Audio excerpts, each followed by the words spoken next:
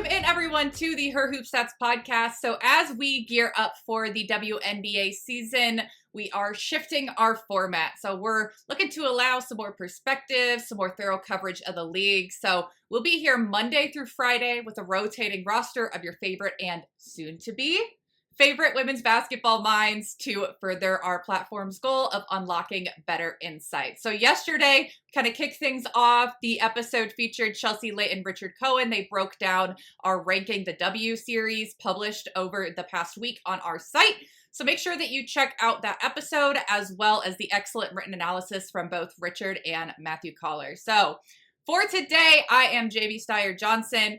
For those of you who don't know me, I have worked in women's basketball. Well, grew up in it. My mom has coached at Iowa State for well over 20 years. And now I have worked as an Iowa State women's basketball analyst for 6 years. I have worked with some other teams as well. Kind of bounced around, done a good bit of coverage, but grew up in it. And now been with Her Hoop Stats since last W season. And today I am so thrilled to be joined by another person who comes at it from sort of a coach's perspective, but with much, much more coaching experience, much more coaching perspective than I myself have. She's a newcomer to the Her Hoop Stats community, but not a stranger to women's basketball. Coach Helen Williams, if you would like to give yourself a quick intro for all of the newcomers maybe to the podcast and certainly new to you here at Her Hoop Stats. Cool. Well, great to be here. I'm a former college coach, and I do college analysis, ESPN. So just finished calling a great tournament this past year, and obviously a big fan of the W. Former player. In my head, I'm still a player, but my body has decided that we're not anymore. So I have to get my basketball Jones by doing things like this. But very happy to be here. Always listen to all the different Her Hoop Stats podcasts, different ones. And so pretty cool to be a part of it. Yeah, well, we are beyond thrilled to have you here. I know that discussing with you some of our plans and things like that, you come at things from a very similar perspective of wanting to be thorough, wanting to have your facts right. So let's go ahead and get right into it here. The first thing that we were kind of talking about is what are you looking to see from the teams with the new coaches this year? Because, I mean, this is a really pretty crazy situation with the amount of new coaches as well as the movement on rosters, the situation the league is in. I mean, it's hard to really come up with an analog of anything in professional sports. So there's certainly a lot of pressure, maybe some expectations for some, lower expectations for others. But for you and your experience coaching, what are you looking to see for these teams? Yeah, I mean, it's different for different coaches. I'll start with the Fever. Obviously, Stephanie White. Love her. Tremendous basketball mind. Very high basketball IQ. Does NBA and coming back to Indiana after having been there, obviously as a player coach, she is the state of Indiana. And so very much looking forward to seeing how she can, how soon she can build chemistry with that team, because it's, we'll talk about individual teams at some point, but a lot of new faces but talented faces, obviously, to go with Leah Boston and Caitlin Clark. So really looking to see how quickly she can get them to mesh. Dallas, Chris Koklanis, obviously getting to coach Arike Agumbawale is pretty cool. And then Paige Becker is interested to see, he's known for defense, interested to see what offensive system he'll run. Obviously, he has some talent there.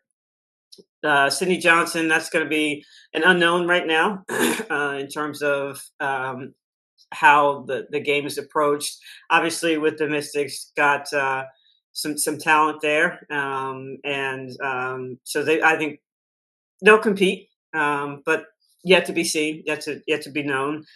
The Dream, Carl Smesko, and also the Sparks, Lynn Roberts. Very interested to see how they will translate the college systems that they ran to the professional level. Obviously, it's a little bit different. There's a little more space there because you're not going to see a whole bunch of zone all the time, but interested to see the high scoring, if it'll translate to the professional level.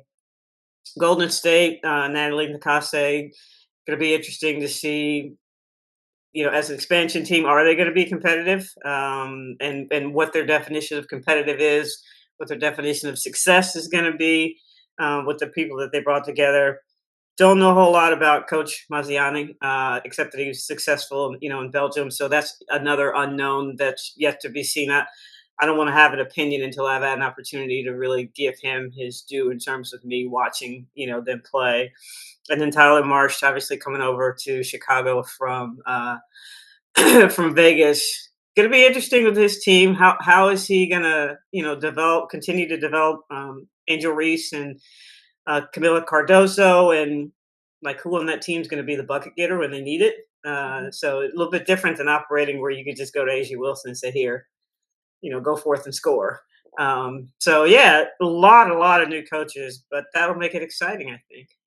Yeah, and I think that it's interesting too because you have this combination of you have the coaches that are returning are mostly quite tenured. In Phoenix you have a second year coach, but beyond that you have some pretty consistent experience, and so to see them go up against some of these teams that have maybe really new faces to the league, or as you mentioned with Coach Marsh, he's been around a lot of success. He knows his stuff pretty well. I saw Chicago play over the weekend up in Minnesota and was chatting with one of their players after the game, and I mean they just the vibe there is very good. I'll say I know that people are just really excited to be able to get going, but yeah, there's so many question marks. There's people new to it. There's rosters that aren't even completely set yet as we're recording here Right, on as of this, Thursday. yeah, And they'll have. yeah, it'll be very interesting. I think that for me, I personally am very much looking at the two coaches that you sort of paired together in Lynn Roberts and Carl Smesko, because as someone who has covered and watched so much college basketball, that's something that really hasn't happened, is coaches really making that jump in season, especially from college to the W. And so to have that happen twice in 1 year really was wild to me. And I think said a lot about the progress that the W has made and where they're at to make that attractive. And I'm very curious to see how that stuff goes. I was frankly very impressed with what I saw from the Dream in preseason with the roster they put together. I wondered, okay, that doesn't really feel exactly like what Smesko would usually do, but obviously he's going to have to adapt. And hey, I mean, if BG is going to go out there and knock down a couple threes for you per game, I mean, what are you going to do with that? But yeah, very, very interesting. For these opening weekend matchups, there's a lot of storylines at play here. So what are you really looking at? Are there any matchups that you're really high on, or anything that you're looking to see answered? What are kind of your thoughts on the first weekend? Yeah, well, tomorrow I'm going to be focused on the links at the wings. Curious to see how Paige and Enrique, mesh, play together, what that offense is going to look like, how soon she's going to, adjust to the different level of play, physicality, pace, and all that kind of stuff. And then the links. I mean, they're not in midseason form, but they pretty much brought everybody back. Mm-hmm. And I would just basically look for them to be who they were last year. Like I don't see Mm-hmm. any drop off in terms of talent. I can look at their, Jessica Shepard, who's coming back after being overseas. I think he's going to be a big boost to them in the post as a post presence. And then, just trying to figure out if Diamond Miller, after being injured, it's just going to make them even better. Mm-hmm. So that's going to be an interesting matchup on Saturday. Aces at Liberty. I mean, that's definitely live for me in terms of watching that how they go at each other. They don't like each other, and that's all part of the fun. But both teams very, very talented. Liberty, I think, has a better bench, but definitely we'll watch that. And then the Storm, who I think they're kind of sneaky. I think people Mm-hmm. don't sleep on them. I think they have, obviously, with the draft pick, um, Belonga, but then they've got Agumake, they've got Skylar Diggins Smith, and so they have a core coming back. And if they didn't have so many injuries, I would have them as more than just competitive and a contender. Mm-hmm. So, but they're sneaky. So, they play at the same time. So I'll probably watch the Aces game live, and then soon after that, just watch the Storm play at Mercury. And then, on Sunday, I'll be really interested to see what the Sparks look like. Hmm. You got Kelsey Plum there, and also the new rookie Sarah Ashley Barker, Hmm. who I loved. Uh, and so those would be the games that I think. I mean, they're all going to be great, but those will be the ones that I'm going to focus on. Yeah, it's hard because there's so many, there's storylines that are being promoted. There's obviously Yeah, a lot of specific matchups, and so some of the same matchups that you mentioned are the ones that I'm sort of looking at and going to be interested in as well. So obviously, as someone who follows the links, something that I'm very interested in, but. I want to kind of see how they do in an actual game without Kayla McBride since she still hasn't reported. I thought that they yeah, handled it really well in their preseason matchups, but it comes up another level when you get into the actual games. And then I'm gonna want to talk about Dallas a little bit more in our last section we're gonna talk about because I think that the perception of their team is really interesting to me because, the arrival of Paige Beckers is obviously really exciting. It certainly raises their ceiling a whole lot. And the way that she's already playing with Enrique Gumbawale is very exciting. But I think there's some people who are looking at them as, oh, well, Paige is going to elevate them instantly. And there's others who are thinking, yeah, this is going to take some time. And so I'm very interested to see them up against a contender right off the bat, or a presumed contender and a team that returns a lot of their core. And then yeah, Saturday's just a crazy day. You've got, as you mentioned, Aces Liberty. Like, how locked in are these teams to start out? You've got the Storm and Mercury, which I agree. I think it's one of the most interesting matchups of the entire weekend because there's a lot flying under the radar with the Storm. The Mercury added such great pieces, but I don't know exactly how they're going to fit together. I have confidence that they will. They're tremendous players, but I'm just very excited to see how those work out. All right, so if you're watching on YouTube, you may see that there's a little bit of a different perspective. Based on the magic of editing, maybe this has escaped your notice, but I've had a couple technical difficulties. So I have made our tremendous producer BMAC's job very difficult today, but he is handling it beautifully. So BMAC, we appreciate you. We're gonna Max keep got on it. rolling, hoping to make it through this episode, and then I will be sending some strongly worded emails to MediaCom. But in the meantime, I will finish my thoughts on this weekend's matchups, which is that the Saturday slate I think is so exciting. Yeah, The Storm Mercury game is maybe one of the most underrated matchups just to see where those two teams are at, and get to start figuring out. Okay, we know the teams that returned a lot of their players, a lot of their production. We kind of know what to expect from them, but some of these teams that have made pretty significant moves, whether that be, the Mercury as far as trades go, the Storm and adding, as you mentioned, Dominique Malonga, but I mean, making some moves of their own, shifting things. I'm really excited to see Leah Rue playing out in an actual game as well. I thought she was so great in their preseason matchup. So that'll be interesting. And then the Sky Fever for seeing, okay, where's the rest of the supporting cast at?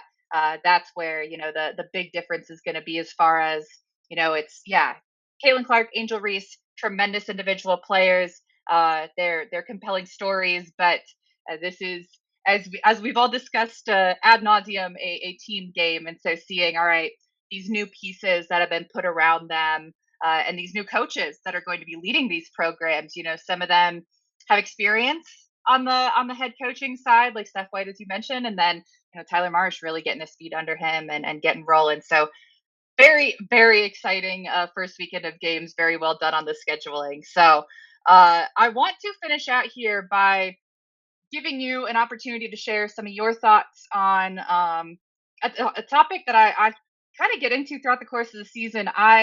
As a coach's kid, as someone who does broadcast analysis, and you obviously having coached for a long time doing broadcast as well, I'm sure have some of these same thoughts of, okay, these are the players that are being discussed a lot. These are the players that people know the names of, but there's sometimes some really key pieces that fly a little bit under the radar that people don't even realize are going to be as important as they are to their team. So who are you looking at to kind of be that, maybe a breakout player, or maybe just someone that you don't really see being talked about much, but you're like, no, that's someone I have my eye on?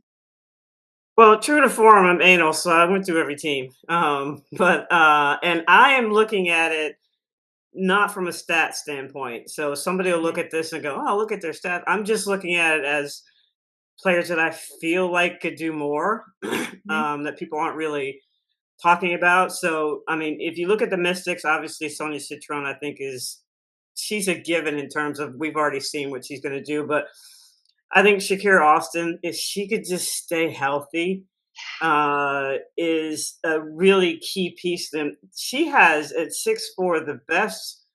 I shall say spatial awareness for somebody Yes. at in the air. She can contort her body at that height, and so I think if she could stay healthy, that's so it's kind of cheating because obviously people know who she is, but um, I think she's really key. I think for the Storm, Gabby Williams, they'll have her for a full training camp. Didn't have her last year. I don't know if Zaya Cook is going to make the team, but if she does, she's somebody I think that could really help them on the defensive end. She's so athletic. Hmm. Um, and then I already talked about the links. Jessica Shepard, great court vision. I think people forget that about her. Oh, her And then, passing in preseason was. yeah, just fun to watch. And then obviously Diamond Miller. I think again, just coming back from injury can only add to that team. For the Aces, I think Kitley is a steal. I mean, she should have gone in the first round, Liz Kitley. Mhm. I'm still mad at her for not going to Wake Forest where her dad went, what I went to, um, but she would have gone in the first round had she not been injured. I think Right. so. I think she's going to be key. I think they really need more from Kia Stokes, Mhm. in the post. So be interested to see there. I think for the Fever, Sophie Cunningham, nobody's really talking about her. She's spicy. I like watching her play. Like she's hard nosed, but she can also score, right? Mhm. And I think that's an underrated addition to the Fever. I mean, they talk about Dewana Bonner, and obviously that's key. But I think she's a really underrated addition. And then the rookie, Michaela Timpson, is somebody that if she, depending on how long it takes her to get used to the physicality and the pace, I think is going to be fabulous. She was a guaranteed double double shot blocker, at FSU, and I think Mhm. once she learns the game, she's going to be. I think she's going to be fantastic. The Valkyries, I think, Tammy Fack Bentley. It's going to be interesting to Mhm. see what she does with more minutes. Right, she's always playing behind somebody, but pretty much now, she's going to have an opportunity to play a lot, and Mhm. and we'll see what she's able to bring to the table. The wings, I don't really see anybody talking about Hines Allen. I think Yeah. she's somebody that it can be steady for them. The Sky, Rachel Banham, can shoot the lights out. Still a deadly shooter, not afraid to take any shot from anywhere on the floor at any time. Mhm. Um, and then Onion Were, I think, is a key pickup for them in terms of veteran presence and stability. Liberty, Izzy Harrison, she can stay healthy. I think add some depth, in the post with Sabali. Connecticut's kind of I'm not really sure about them because obviously you have Morrow and Rivers, right? They're going to come in Mhm. and I would assume play right away, but they're also rookies. So how soon can they acclimate themselves? I mean, you've got Nelson. I forget the kid's name. Nelson Adota. Nelson. Yeah, thank you, Nelson Yep. Adota, and then obviously Tina Charles. So Connecticut's still an unknown for me. Like I don't know who's gonna carry that team if it's gonna be just one person. Um, and then the Mercury, I'm still my favorite player ever, Diana Taurasi's not playing anymore, so that saddens me. But I'm also glad she got out and decided to do her own thing. But I think Natasha Mack for them is going to be really important because she played behind Brittany Griner, and now she's going to get some more minutes. So let's see what she does on offense with those minutes. And then for the Sparks, obviously again, I'm a big Sarah Ashley Barker fan. I Hmm. called her game. She scored 43 points against Maryland at double overtime. She's somebody just like Sonia Citron that I think will be able to just fit in right away. Hmm. She's physically ready, mentally she's tough. So it'll be interesting. Again, I didn't go by stats. I just went by feel and by what I've Right. seen. And yeah, we'll see. Yeah, that's, I mean, a very comprehensive list, and I can't really find fault in what you said. I mean, great thoughts there. Man, there's a lot of rookies that I think have an opportunity to really contribute, and especially when you mention Connecticut, I think that is a hard one because no one's really flying particularly under the radar because I think that a lot of people are in the same boat as you where they just don't really know what their identity is going to be, who's going to be carrying a lot of that, and then to have their rookies, both of them having some, either personal issues or injury issues, and so not really playing in the preseason, didn't really do a whole lot to answer some of those questions. So we'll be sort of figuring them out on the fly, I think, which will be certainly an interesting exercise. And then I mentioned earlier wanting to talk about the wings personally when we got to this point, and for me, I I'm a huge fan of post play. So, I mentioned Leah Rue before for Seattle and for the Wings. If they could get Tierra McCowan just even a little bit more consistent. I mean, I just think about how good they could be if they were getting even a certain number of consistent minutes from her in a game. And I'm talking, even if they knew they were going to get 10 good Tierra McCowan minutes, I think that their floor rises dramatically because when she's locked in and when she's really going, she is dominant. Like the only person that can stop her is her, where you can just see where something will turn her off. And after that, it's just really hard to get her flowing again. And when she's going, she is one of the most fun post players to watch. And especially with those guards around her, man, I mean, the way she'd be able to impact a game and the way she will impact games over the course of the season, I'm sure is tremendous. But just never been able to do so consistently in the league. So I mean, people talk about, oh, Paige Becker's going to raise the potential of this team. Well, yeah, she certainly does. But if you want to talk about this as a legitimate team, as a team that's competing night in and night out, that comes from having a little bit more consistency. And I would love to see it come from Tierra McCowan because of how high her ability is. But as you mentioned with Maisha Hines Allen, that's someone who's going to go out there. She's going to work so hard. I think that is a skill that people don't realize is a skill a lot of the time is being someone who is a consistent hard worker. So that's certainly going to help a whole lot as we're seeing the fun technology side of things as I'm throwing my phone around. Yeah, But I think with McCown, I agree with you, but it's kind of like, we had many discussions on here of late about, the new positionless basketball and, mhm, 3-point shooting and things like that. And if I'm a post player, I'm thinking, where do I fit? And not that that should be yeah, motivation for you. I mean, you should play hard just because you're supposed to play hard, but I'll be looking to see like if she's in there, are they really looking for her, right? yeah, Are they giving her the basketball where she needs it so she can just go right up and score? She's not one of these players that is going to operate off a whole bunch of dribbles from the perimeter. She needs the ball in a certain spot, and mhm, post players they're finicky. If they don't get it where they want it when they want it, and they sometimes they run hard, sometimes they don't, and this is not to absolve her of her accountability, but you need balance on a team. So is this mhm, going to be a team with you know Agumawala is a volume shooter as well? She should be because she's that's her thing and she's good at it, right? mhm, She should be shooting volume shots, but what's going to be the balance there where those post players feel like they're a part of the offense? And then the other piece too is if you're going to play positionless basketball on offense, that means you have to play it on defense. She's not going outside the lane, mhm, right? So there's where you got to make some sort of adjustment if she's in there on defense and you're playing against a team that's 5 out. What do you do with her there? So again, I think, she does need to. I'm not absolving her of accountability, but you take all of those things into account as well. Yeah, for sure. No, that's a great point. I could talk about positionless basketball and what I like, what I dislike about that for hours. So we'll save that for a later Another episode. show. Fortunately, I think we will have plenty of opportunity to discuss that. But Coach Williams, thank you so much for joining me today. Really looking forward to having more of these conversations over the course of the season. Where would you like to be found? We have our handles down here below on YouTube for people watching, but for anyone else, where can people find you, your work, things like that? Yeah, Coach for the Coach on X, also on Blue Sky. Just DM me. That's where I spend most of my time.